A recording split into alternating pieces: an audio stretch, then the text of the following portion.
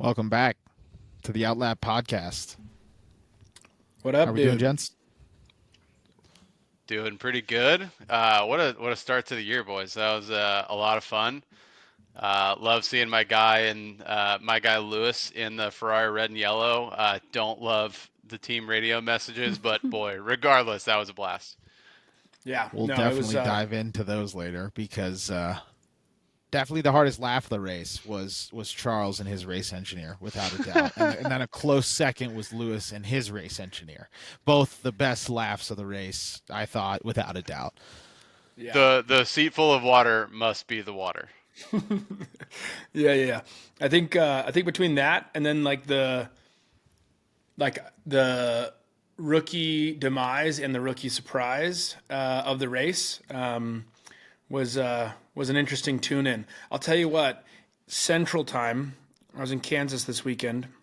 Central Time, watching it at like 10:50, 11 o'clock at night, and to get an opening safety car before on the formation lap really made it hard to tune in for a ton of the Well, race so without it would have falling been asleep. midnight for you. Yeah, it would have been starting at midnight for you because it was 11 here. Yeah, So the race didn't really kick off till like 11:15, 11:10, 11:15. Um, Now on the rookie note, I think we have a new term, which is the rookie spin, because every single one of them spun in the exact same way, lit up the rears, ass happy, into the wall backwards. Like it was so funny. Every single one of them had the identical spin.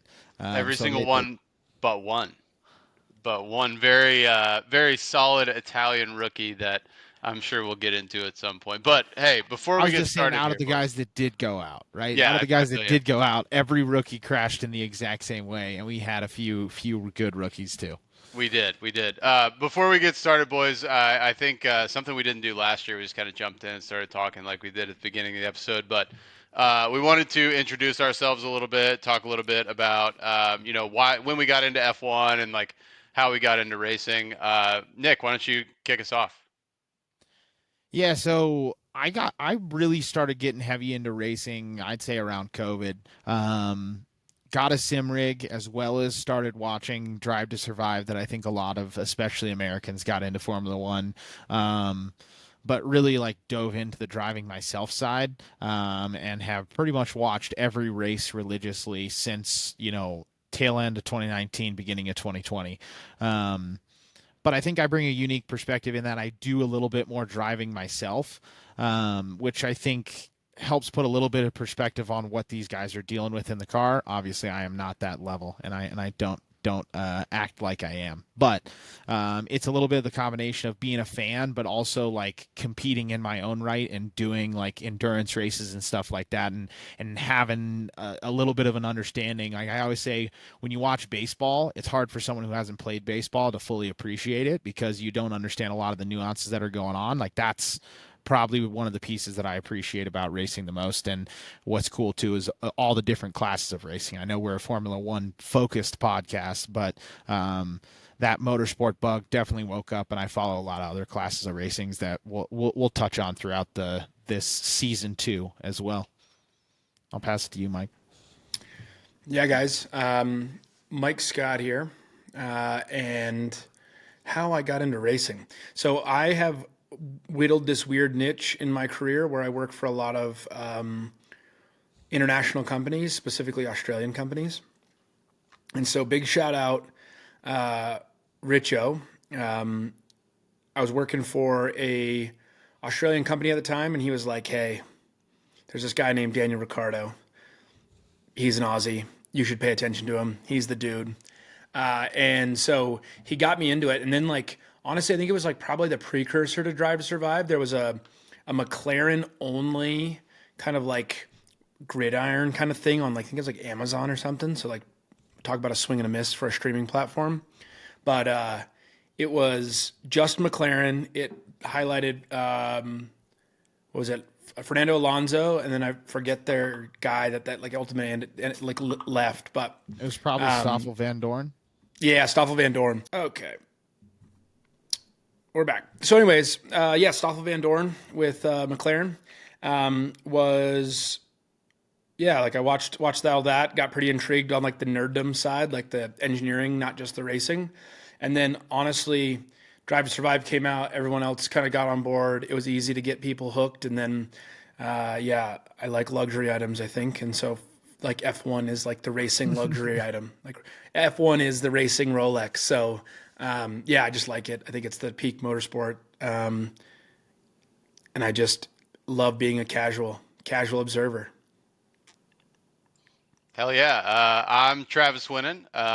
I've been around racing a long time, but I would say like last 6, 7 years is when it's really started taking off the interest. My grandparents on my mom's side were both drag racers growing up. My grandma drove a 67 Chevelle Super Sport.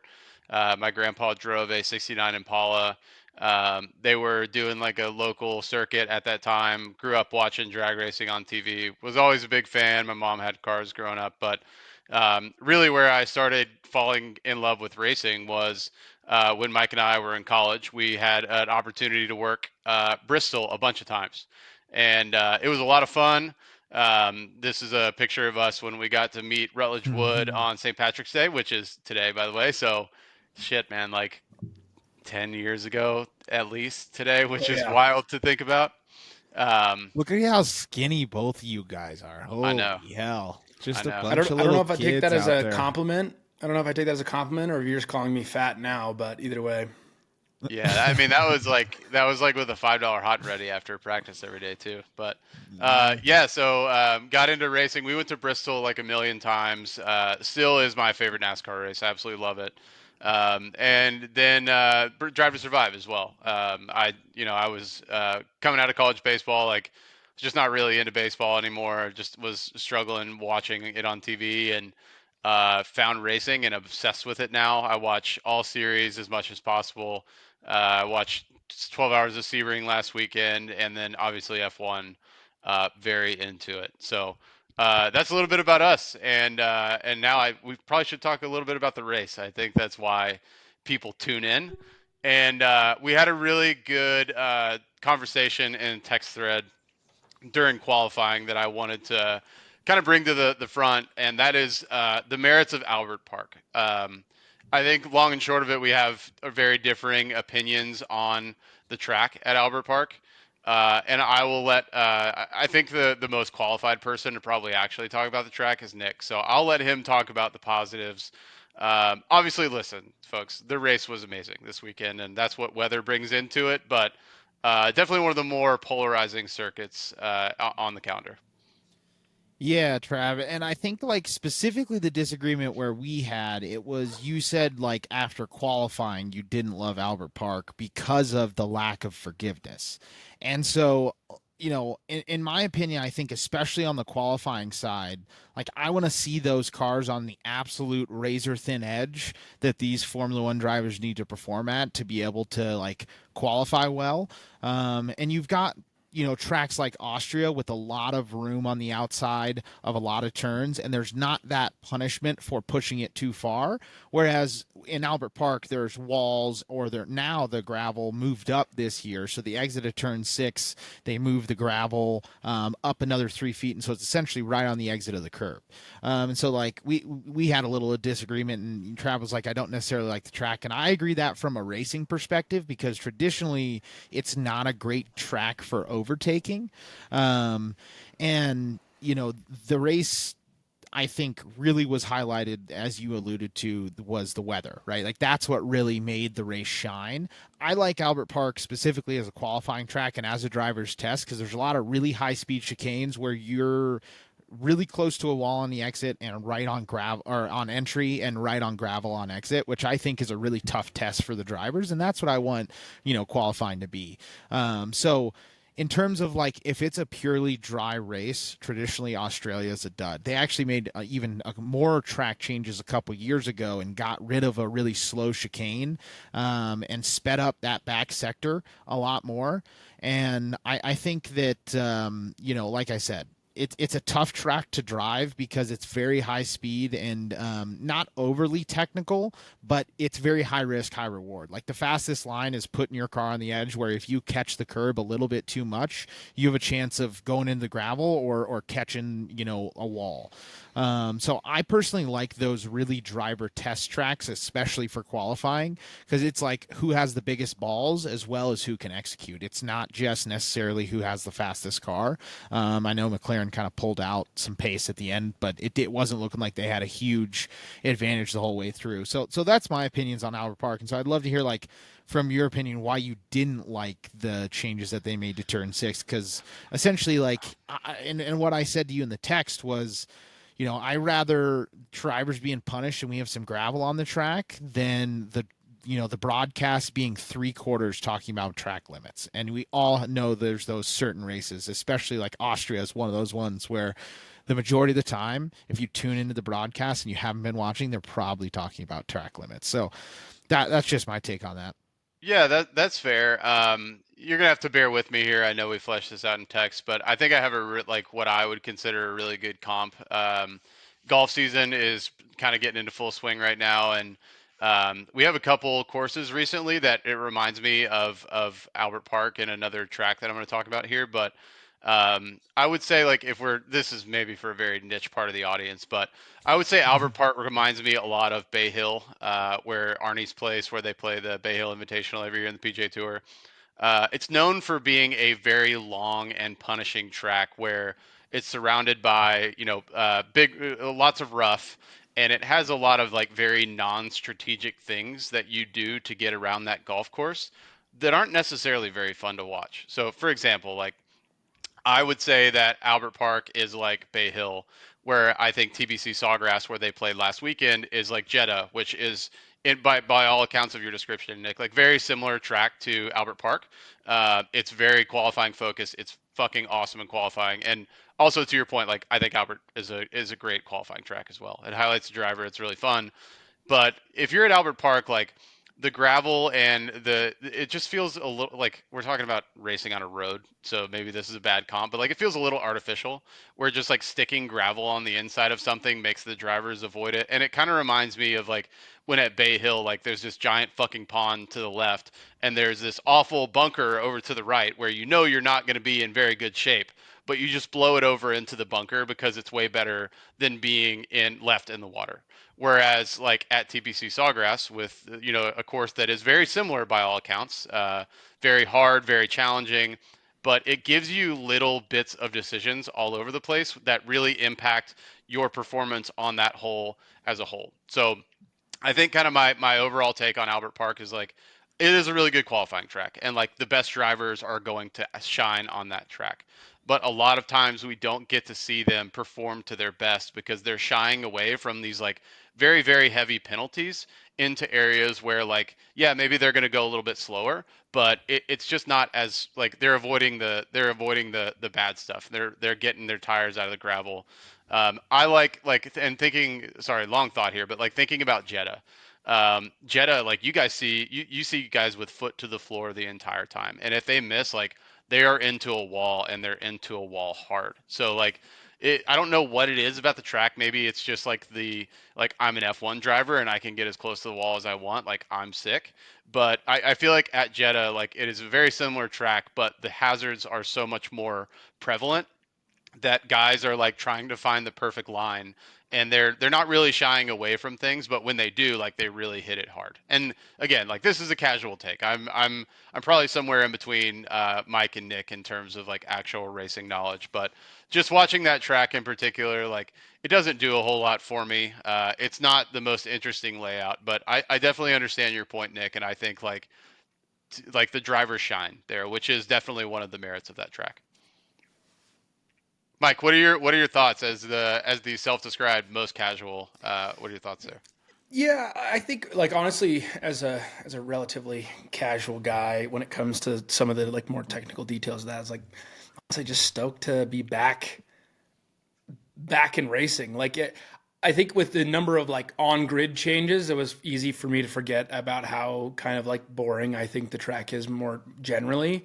Um, from jumping on Nick Simrig, I'll tell you 13, 14 down to start finish straight uh, is impossible for me. I can never make that corner and then ever feel like I'm going faster than like a old lady at a grocery store. So like to see Liam Lawson like kind of dip a tire off and then head into the grass and then pull into the pit lane, just like it made me feel like he was one of us a little bit more. So that was generally my take. But the cars, guys, I don't know. Like it was like the lineup this year. It doesn't feel like we have someone way ahead and where everyone's catching up. It feels like pack is condensed, and then I think some of the mid pack like driver lineup changes I think are going to be pretty impactful this year. Totally.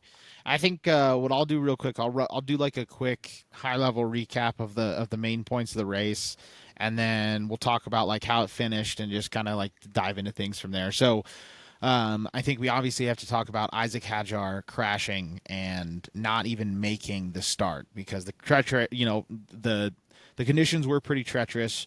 But yeah, and Lewis Hamilton's dad was an absolute class act to come up to him. But I don't know about you guys, that like Mike, I feel like Dad really instilled in us that there's no crying in sports. Like you cry yourself to sleep at night, you're not going to be crying in public. If the emotions are that strong, like I understand, but it's like there's such an optics piece of it that really rubbed me the wrong way with this. Where it's like, okay, have your moment, but you don't get to do it the whole way back. Like gather yourself, be a fucking man, and get your head up. But like obviously he was able to do that after this conversation with Lewis's dad. But the whole way up until this point, it was a little tough to see, and you feel bad for him. But also it's like, hey man, you're showing your immaturity in the way that you're handling this and unable to like reel in those really strong emotions in the moment. Yeah, but like, how old is the dude? I I was think just looking he's at that. 19. I just googled it. I was expecting to see 18 by the way he's reacting. He's 20. Like, Yeah, you like you know, gotta be a little bit more of an adult about it. Like Yeah, on the other listen. hand though, like I totally understand, right? Like I don't know yeah, if you I guys get know it. this about Hajar, but last year in the championship race of F2, he stalled at the start and essentially lost the championship on the start. And like I think he's got some demons. So I felt really bad for him. Like by all accounts, like he's a fantastic driver. He's Hmm. done really, really well coming up. Maybe not like Antonelli and Russell, like they were storming through, but like pretty close, like maybe a tier below that. And I did feel pretty bad for him when he spun out on the formation lap. If we haven't said that, and you did not see that, he spun out on the formation lap. Quite Yeah, embarrassing. Yeah, didn't yeah, didn't yeah, even get to the start of the race. Didn't even really get to make his Formula One debut, unfortunately. yeah. Like it.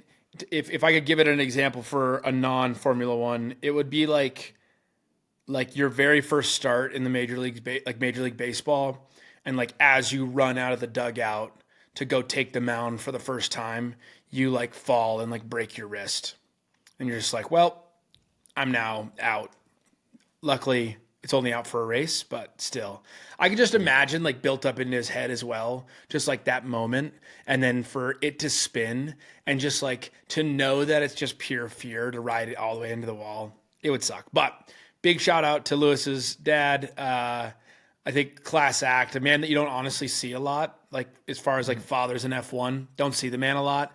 So if he's going to get out there and he's going to do that, big shout The out. joke I made is you're sure as shit not seeing Jos Verstappen out there doing that. Right? Yeah. Oh Like that. hell no! And like I think Helmet called it embarrassing. Like, listen, this is a cutthroat sport, and you've Oh, heard yeah.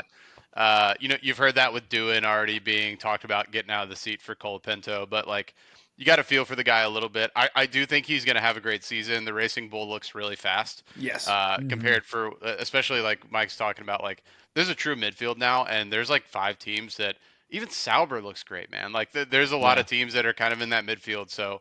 I'm pulling for him. He like in the preseason F1 stuff, like he seemed really funny and like he is a true racing nerd. So definitely pulling for the kid. Yeah. Yeah, totally. So One of the few formation times I lap think falls on I its face. What yep. else, Nick? Where do we go from Um here? so clean restart. Lando was able to kind of hold off the guys behind him. Doohan crashed shortly thereafter. as well as Signs then crashed shortly thereafter. So, like, very quickly after the restart, we lost another two drivers. I think the bigger surprise was Signs. Doohan did the exact same thing that the other rookies have done, lit up the rears and spun it. But Signs had kind of a similar situation. Looked like he got on a little bit of paint, and I couldn't quite tell, but you could see that there was lines on the circuit that I couldn't tell if they tried to paint over with black paint. It didn't look like they ground it down. So I think it was Yeah. just if you got on, your tires on paint, it was just way, way Well, slippier. so Slippier. what I heard on that, so a couple things. One, all the rookies crashed and were just like sorry. Signs, being the pro that he is, crashes and is like, it was the torque vectoring. It was not me. It was is something in the machine. Definitely not me. Which, like, pro move. Good shout, Signs. No, I heard it was because it's a street circuit. That's like DOT paint and not FIA regulated paint that like normally has texture in it. And so when it got wet, guys that were touching that and like then like putting any torque down, you were getting different torque vectors because they all had the exact same like slide, kick, spin, smash. Like it was all And it exactly was the always same. fine because you've got the two tires, and so when one tire was outside on the curb and one tire was on tarmac, it was fine. But it was when both was on paint is when they would lose it. Yeah. Um, so yeah, another restart. Lando was able to keep it clean. Had a little bit of pressure from Max at the beginning, and then Oscar ended up overtaking Max in that kind of middle section, and the track started drying out. Um, our guy Antonelli had a spin, but saved it, kept it out of Yeah. the wall. Had a little pirouette, but saved it out of the wall. Pretty much the exact same thing that George Russell did in practice. But it's reframing me. Calm down, bud. All right. So pretty much the same thing that George Russell did in practice, but was able to keep it out of the wall, keep his momentum up. Um, Oscar really started pressuring Lando hard as the track was drying. Got a call from the team to hold position just while they were getting through those cars, which I did think made a lot of sense. Kind of took the wind out of his sails, and I think what it looked like from the outside was Oscar was really pushing his tires. Lando was managing his tires a little bit more, which allowed that gap to close down. But then when he was told to back off, he had cooked through his tires and he didn't have a lot left. I love Um, listening to Zach Brown talk during the races. Like, I'm really glad that he does that, and I wish that more team principals would be. He's not a team principal, which I think makes this a unique scenario, right? Like, he's the CEO of yeah. McLaren Racing, and it's very clear that like what he was saying is not the actual strategy of the race. Like they talked about this earlier in the race, but Brundle was asking him like, what's the team orders or whatever. He's like, yeah, they're free to race, and then like 5 minutes later, you hear Andrea Stella telling him to hold position, and it's really funny to hear. And then 5 minutes later, they're back on the horn, and Zach Brown's like, "Let's go racing," like I'm the American. We're big and bold over here at McLaren, and uh, he's funny to listen to, but like I'm starting to think a little bit more and more he's not making a ton of race decisions on the pit wall. Yeah.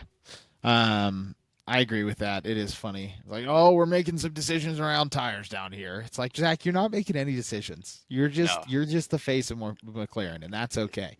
He's a Can Um, we salesman, can we dude. talk And he, about before we move on from McLaren? Can we talk about how fucking fast they look? Like yes. it looks like I don't know if you guys remember, but like the last year I opened up the pod saying like Max Verstappen has won your 2024 World Championship. McLaren looks that fast. They were Yeah. 15 seconds ahead after 12 laps. Yeah, I think in the dry is when we're really going to be able to see that full picture. Like we didn't get the full picture with the safety cars, obviously, with the changing conditions on the track and the changing tires. And so when Oscar started pressuring Lando, it was at the end of those first sets of inters, and they were kind of turning into those what they call slick intermediates, where it's like the middle of the tread is pretty much all worn off, but it's still got a little bit left.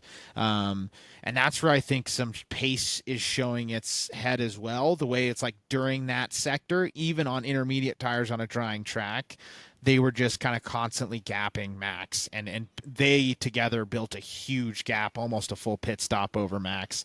Um, Go ahead. Got a technical question for you on the inters.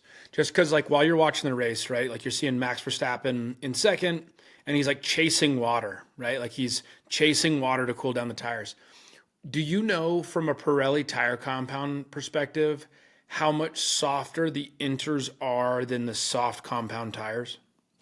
Definitely softer. It's hard to say exactly. I don't think too much softer.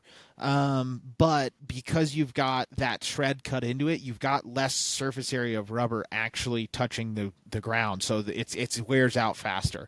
But they last pretty long. And specifically thinking back to Lance Stroll a couple of years ago, he took some intermediates like crazy long. They were completely bald by the end of the race, but he finished, and like I think that was probably his last podium. So I don't think they're too much softer. I think the wets are very soft, but I don't think the intermediates are that much below a step, like whatever the C5 tire is. But it's just kind of that difference in that. But it seems like they don't do as good of a job at dealing with the thermal load. So it Yeah. might be a little bit of a difference in that sort of compound, because to your point, that's exactly why they were weaving, is because they need to cool down the tires when they're built to hold temperature at a wet track, which means they need to be more thermally active than a dry tire. Which brings Yeah, us to to add a oh little bit god. to that too, like Pirelli designs all their slick compounds to degrade. Like they could easily make a tire that would last the entire race. And the inters are not designed to degrade. Like you can run a full race in the wet on inters. So I think that has a big part of it. It's just I think Nick, like the thermal load is kind of why they do degrade. You see drivers chasing the wet lines. Um Yeah, so and I think so after that pressure from Oscar, it brings us to the Alonso crash and the kind of the safety car that led to the move to dry tires. So the Alonso crash I thought was really, really interesting. Didn't really look like he necessarily did anything wrong, but had a really, really fast snap of oversteer, wasn't able to save it. That kind of kicked off the move to dry tires. They ran dries for a bit. Nothing really happened because there was only a wet line. There was only one dry line, and they were on dry tires, but everywhere else was wet. So there wasn't really a whole lot of moves going on throughout the field. Just because it was such a risk to try and go for an overtake, because you're getting your tires wet, you're cooling them down, but they also have less grip.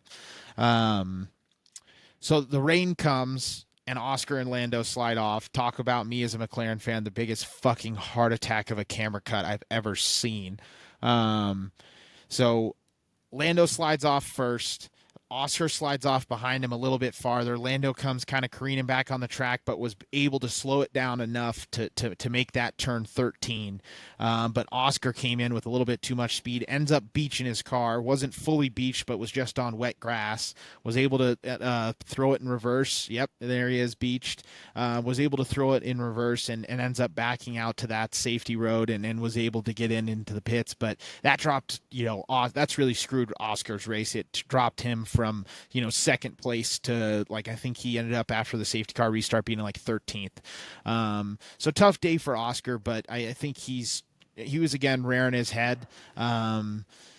That this very easily could have been Lando as well. I don't know if it was the experience. I don't know if he got lucky, but like this could have been both McLarens. It could have been just Lando. I think Max didn't slide off because he was able to see those two guys in front of him sliding off. It was like, oh shit, I need to slow down more. He got that info ahead of time, but both of them were pushing so hard that they went careening off the track and ruined Oscar's race. But in this same moment, Lando was able to make that split decision and go straight into the pits on the inters. The team was able to react to it, and they had a smooth pit stop. And I think that is one of the things that really won Lando the race, was that split-second decision, which just kind of kept him in that A position. From there, Max stayed out for a few laps. Hold on. Before we move on Okay. from the McLarens on a off-road adventure, a couple things. One, that was maybe the longest time I've ever seen an F1 driver in a car trying to get a car back on the road. And Lewis like, I Hamilton don't, is the only other one I've seen be even close, because he did it one time in his championship year and did the same thing and used it as a front wheel drive car to get it out. yeah, I just like, I think based off the pace that I saw, I don't think it'll be that close, honestly, in the constructors world. I think McLaren's going to probably run away with it at some point, especially if they can keep it up and no one really closes the gap to them. But I will say it's just like it's good to see someone that's like in a vehicle that's that good give enough shits to keep kind of like making it happen. One, two, and this is what I wanted to ask you guys. Do like do we think Oscar's close enough to put the pressure on Lando enough this year that Lando does the Lando crack? I was worried about that last year, but I think the end of last year was a little bit of Lando putting his stamp on it and dominating that last race and kind of the very tail end. And then this year doing the same thing and trying to. So, like, I've always had faith in Lando, but I had my doubts last year, right? And he definitely showed his signs of cracking. But specifically on one lap pace, Lando definitely has him, but Oscar's really fast in race pace. And I think there's still going to be the times this year that he is challenged, but it seems like, especially after this big of a gap already, like, I know it's not that big of a gap, but when you're battling your teammate and likely if things are going well, the maximum points you're going to make up on them is 3, or which is the difference between first and second. I think that makes things a lot tougher for him. So, with that start of the year, if it was the start of the year where Oscar ended up passing Lando and it was a 1-2, then I'd say, like, yeah, probably. But I think Lando showed, hey, I'm here to play. But also Oscar shot himself in the foot a little bit, unfortunately, in race 1 when it comes to the championship battle, because he's got a lot of catching up to do. He needs a Lando DNF or something to go wrong for him to get right back into the mix, which is probably going to happen. But does that happen too late? And the prioritization has kind of already happened. Yeah, I'm We'll a see. big. You guys know I'm a big Piastri believer. I think he's potentially better than Lando. I'm kind of with you, Nick. Like, I think Lando's one lap pace is better. I think Oscar has better race pace. I think you're gonna.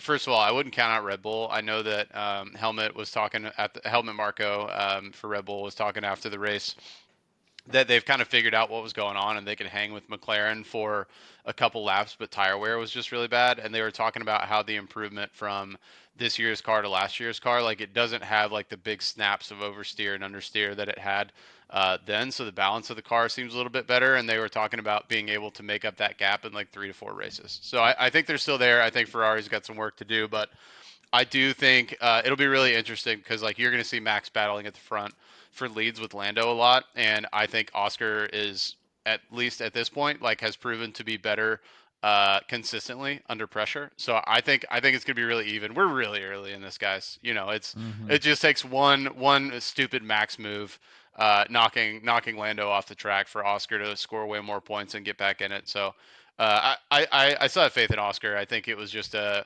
Lando's experience showed through. He stuck his nose in it this race and, like, had the drive of the day for sure. But I think Oscar will be back. Yeah, Lando definitely earned that one. And so, just to kind of like round things out, once the rain came back, everybody switches back to intermediates. The Ferraris Do you almost know who the got it first team perfect. to go on Enders was?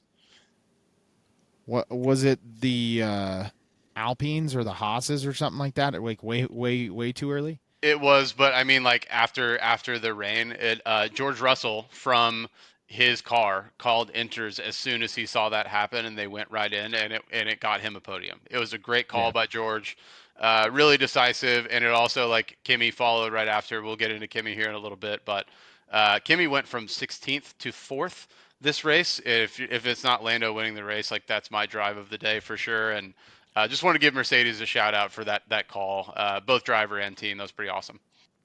totally. Yeah, they On they, they that cashed on the that biggest winners topic, of the day. yeah, on that topic. So Williams obviously, making a splash in the points early. Um, I think what was it? It was one of the best finishes that Albon's had, pretty much what since he left Red Bull. Um, and like, do you guys think that was it James Vowles for the team principal for Williams was saying, like, in all the press conferences, being like, oh yeah, Carlos was right there making the call, like helping us make that call. Do you think Carlos actually made that call, or they just wanted to make sure that Carlos didn't feel bad? Like, I thought it was such a Seemed a weird little thing that they kept clickbaity of a highlighting it. title. I don't know. I think that he probably was because James Vowles, yes, was blowing smoke up Logan Sargent's ass for a good amount of last year, but I think he understands that Signs is more of an adult than that. So if anything, if that wasn't the case and he kept saying that on the broadcast, Signs would have then come back to him and been like, what the fuck? Like that I was sitting there twiddling my thumbs. Like, why are you trying to like make so and James Vowles doesn't seem like he seems like he would be the guy to peddle to a Logan Sargent, a young guy that needs to build his confidence. He's not going to pedal to Signs, and if anything, that would just hurt their relationship. So I think he probably was, and that's also the like teammate that I think Signs has shown himself to be. Oh yeah, He's never had any really qualms with any of his teammates. The closest one he did was Leclerc last year, but he was fighting for a drive, and he's like, "Look, I'm gonna put my nuts on the table," but like they never had any contact, never had any real issues. So I think yeah. they probably did it. Um, let's finish out the race recap. Not too much left though, but We got to Ferrari talk about almost got Ferrari. it Yeah. perfect. Almost got it perfect. So they stayed out pretty late on the dry tires, and then safety car came out, and they pretty much had to make the call to come in because they didn't feel like they could keep the car on track and finish. But if that happens like 3 laps later, the race probably finishes under safety car, and they would have ended up with a possibly a double podium or a 3-4 or something really tasty. So that one was close, and they only got it wrong by a couple laps. But they are at the point where it's like, what do we have to lose? The only reason why I think they came in and admitted defeat was when Lewis is like, "Hey, this is unsafe. I'm gonna put the car on the wall." But like that close to greatness. But and it ended up that Ferrari or Mercedes really ended up kind of getting the benefit of that big shakeup. George was up there, but he was able to get onto the podium, and then Kimi making his big climb. So Lawson crashed out. Bortoleto also crashed out. Same kind of time. I thought that on Kimi's drive, really impressive, just kind of what he dealt with throughout the day. Made some good moves, but perfection from Mercedes. Max pressured Lando to the absolute end, and Lando was able to hold it together and not crack. And I would be doing all drivers around the world a disservice if I did not call out Oscar Piastri's move around the outside of Lewis Hamilton at the end of the race. That was incredible. In the wet, obviously a lot of trust there in Lewis, but that was the move of the race, without a doubt. Yet being on, the second to last lap or the last lap, but stick it around the outside in that turn is really tough, especially when Lewis has a drier line, being on the inside of that turn, and kind of shows McLaren's pace because you're not able to do that unless you've got a car with a significant amount more grip. And just kind of, I'll throw up my screen real quick. While you're pulling that up, just a little more on Ferrari. I want to ask you guys about Lewis coming in. First of all, Ferrari all day was ridiculous to listen to on the radio. Like talking to Lewis about like what buttons to press on a steering wheel and stuff like that during the race. Like what are we doing, folks? Let the guy drive. Seems like there's still like I would not be surprised to see see Bono come back. Like um, I know that he's a Mercedes guy, but like that doesn't seem like it's going very well to start. And again, we're early in this, but do you guys like if you make that call? My thought, like I didn't really hate the call of staying out on the dries. Like it was a mix. Like you had two different sets of slicks and inners on the track at the same time. And if you're out in front like that and the rain is coming, I want to see them stay out. Like I want to see them give it a shot. And I understand like the safety of it. And maybe that was a big thing. But like, what do you guys think? Like, do you think that it was the right call coming back in? Obviously, they made the wrong call at the front. They got it wrong. But should you just stay out? And what do they have to lose? It was too many laps left, Trav. So like the fact that they ended up doing a good 4 or 5 laps at racing speed meant that they would have finished last if they were on dry tires and the field's that close. So they were kind of forced into that position once they realized, okay, this crash isn't so bad. It's going to take 7 laps or 8 laps to clean up. And two, the rain's just getting worse, which is just going to make it that much more of a likelihood that you spin off, going 2 miles an hour. Because that's the issue when when it really starts to get wet and you have the dry tires on. Doesn't matter how good of a driver you are. Like you can say, "Oh, it's Lewis Hamilton that car." It literally turns into a skating rink. Like it is. There's nothing you can do to even slow the car down or turn it when it gets too much water. And so that's kind of the point that they were at.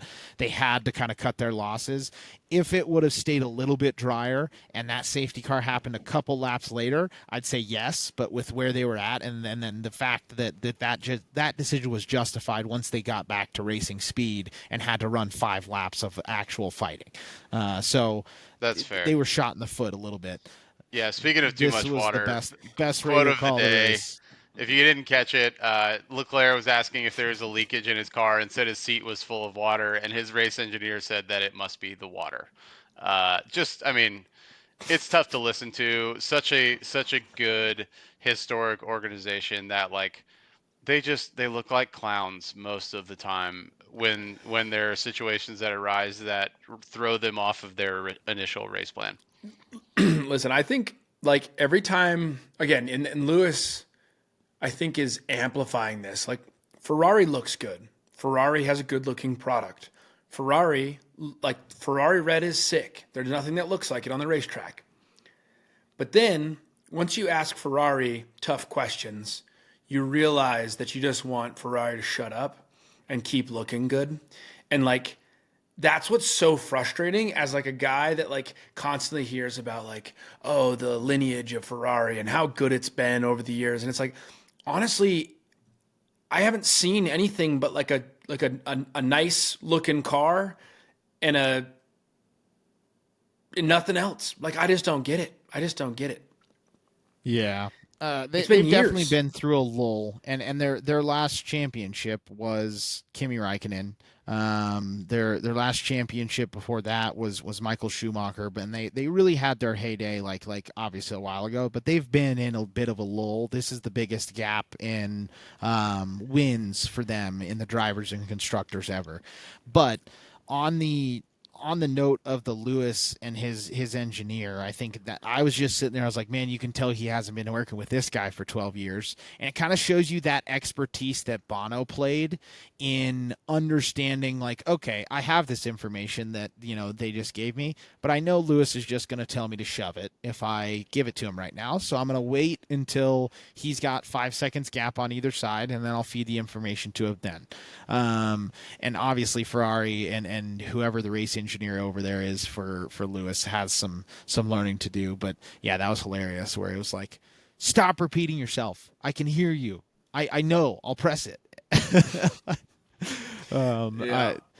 We'll see how that pans out. It could lead to like a change of race engineer long term. I don't think that Bono's going to move though, just because Lewis probably threw the bag at him to try and get him to move, and he probably is more thinking about it from like a family perspective. He probably has his roots in the UK, Yeah, and something has there. family and stuff like that there, where he's like, I'm not looking to uproot my whole family and move him to Maranello and live in Italy where I can't communicate with 99% of the people that I interact Oh, with. it's so tough. So tough. Psych. I would do that immediately. Kick Sauber scored more points this race than they did all of last year. I said I think that this is going to be the most points that they get all year, and this is going to be what pulls them Oh, out listen, you of could last in the probably, championship. You yeah, know? listen, they could probably pack it in now. And honestly, they might get like we might get another rainy race or something might get weird again and they get a few more points. But like, it's just crazy that happened. Also, Trav, the Williams character arc is lining up well for your 2023 prediction of like Williams being nasty. Like, they looked quick. I They think did. they're without a doubt top of the midfield. Yeah. They've kind of really positioned. It's between them and Racing Bulls between who's going to be the fastest guys in the Yes. midfield right now. It was obviously unfortunate to not be able to see signs and what his pace was in that race. But with that said, again, like I called it out on the podcast last week, but this is the first time that Alex Albon has been tested since Max Verstappen. Really. Yeah. Like he has not had a teammate that is worth a shit ever since. And so this, he obviously stepped up to the plate and performed, and Sainz, had a tough go, but good vote of confidence, I think, in his book, because he's probably having those internal doubts too. And you've got Logan Sargent and Nicholas Latifi as your teammates previous to Carlos Sainz. You're like, oh shit, I got a real gunner on the other side of the garage for the first time in a long time. I think we got to call out too how rough of a weekend Ollie Behrman had. Bro, Absolute struggle just fest. painful. Just a quick recap. Crashed in FP1, couldn't get back out for FP2, couldn't get back out for FP3. No, wait a second. Worse. He got back out for FP3 Trav and crashed it 4 minutes into the session That's right. And then, and yeah, beached couldn't it. get out. Didn't Yep. damage the car, but beached it. Yep. And then had gearbox issues immediately in qualifying and just, didn't finish the race, like spun like every other rookie, semi-rookie in there. It was definitely tough. And uh, Haas looks to be firmly in last, Yeah. unfortunately, because I It really looked like like it was going to be Behrman. stake, but I think Haas proved themselves to be unequivocally the bottom. Guys, quick question for you. How many positions did Nico Hulkenberg gain during the race? Just I don't know. like as in start finish positions. Correct. What was it like? It was like 6 or 7, something like I that. would say 10. four. I don't know. 10. Whoa. 10. He Oh, that's qualified good. 17th and finished 7th in the race. Damn. That might be an okay car, and like strategy had some to do with it, but like that is not happening last year. They're Right. fighting for like 15th at best last year, and that's cool to see them finish. But I think you're right, Nick. I think that's probably going to be it for them. I think they'll be the last of the midfield. I will say Bortoletto, so he won the F2 championship last year. He's the other driver in Kick Sauber. Hulkenberg had a raving review for him in the post race interview. Really talked him up and talked about how impressed of how sharp he was and talked about how fast he was. So I think, like, from a guy that's that experienced, he again is not going to be blowing smoke up that dude's ass. He said it from a perspective is like, yeah, I need to lock in. Like, this is not going to be me walking on a rookie teammate. Like, this kid is here because he knows what he's doing and he's a fast ass driver. And Bortoletto actually out qualified Hulkenberg. Yeah, and I think that's about it, boys. But since we didn't talk about this on the intro pod that Mike and I both forgot about that Nick did by himself, figured we should talk about a couple things. So let's do some like real quick answers, real quick around the horn. Who's the rookie that stands out to you guys that's going to have the best year? And I'm not talking best finishing position because car is relative, obviously, but between the six semi rookies, who's going to be the best one this year? I'm gonna take the answer that I just threw out there in Bortoletto. Like I was pretty impressed while he was on the track. He out qualified Nico, and then Nico was giving him a rave review after seeing him race one time. I think he's going to be a little bit more impressive than I was anticipating, and I'll leave the softballs for you guys. Yeah. Well, I think Trav, you were hyping him up last year, but Antonelli, I think like in a good car, doing what he's got to do to keep a car on the track, like playing the game, and like honestly, he'll just get faster and better. So yeah, was impressed by the way he drove. That would probably be my answer too, but just to be a little different, I was really impressed with Liam Lawson last year. I think he's going to have a really good season, and I think he's going to be a lot closer to Max than you would think that he would get to a who is quite obviously the best driver on the grid.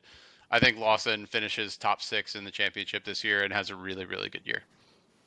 I'm hoping Yeah. you're right, Trav, because you guys know I'm a Lawson guy. So Well, he and he I didn't have think the worst debut of the rookies, but he had a rough weekend and he was definitely off the pace. Like it was not a good first showing. Though he had other rookies to be like, well, look, he did it too.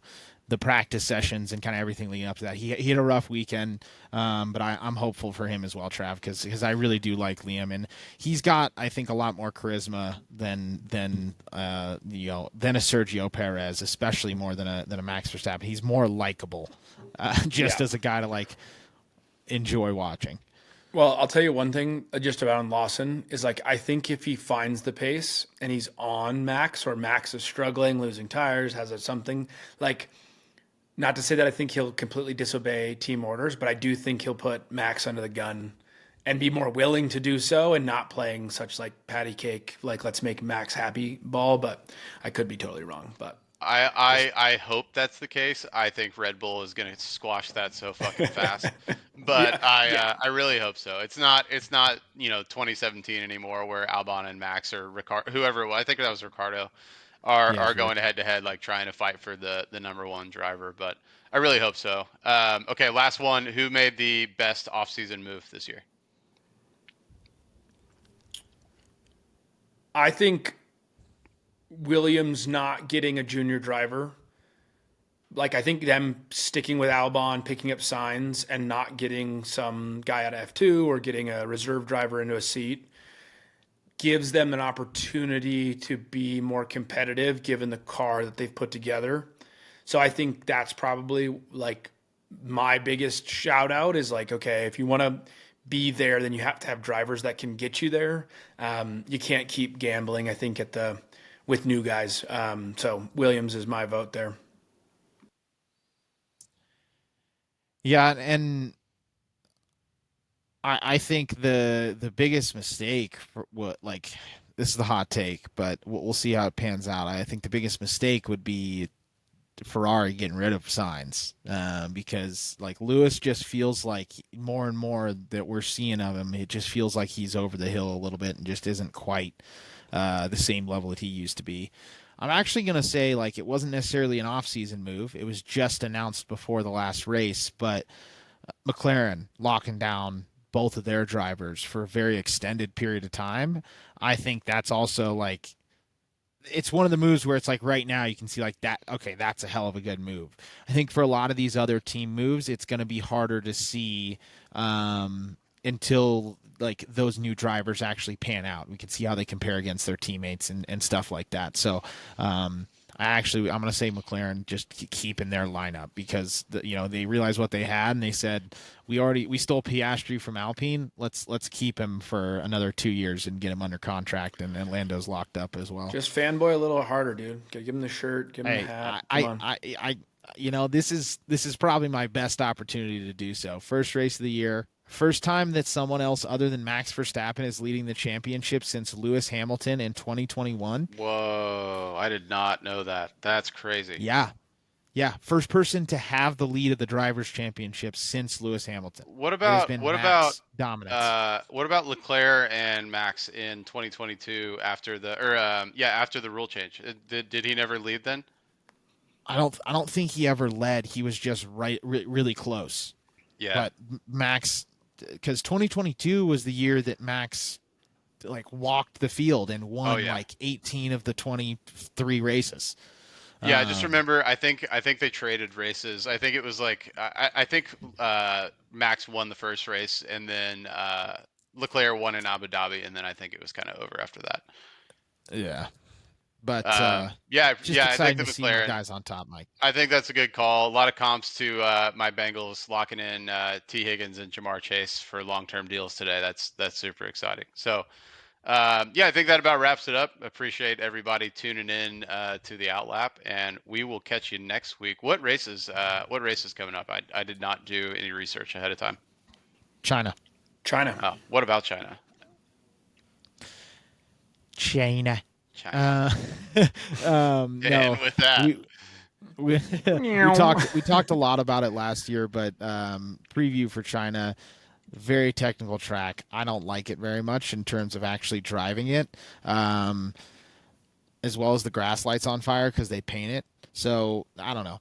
We'll hell see. yeah. It ends up being fairly good racing. There's a chance for rain, but um, I think there's a good chance that McLaren kind of dominates this one on a little bit more traditional track. little bit less opportunities for safety cars and stuff like that at China. So I think we can probably expect Lando, and a 1-2 is likely in my opinion, unless Max and Red Bull are able to pull in a few more upgrades before next week. I think so. Well, I appreciate everybody tuning in. We'll catch you next week in China.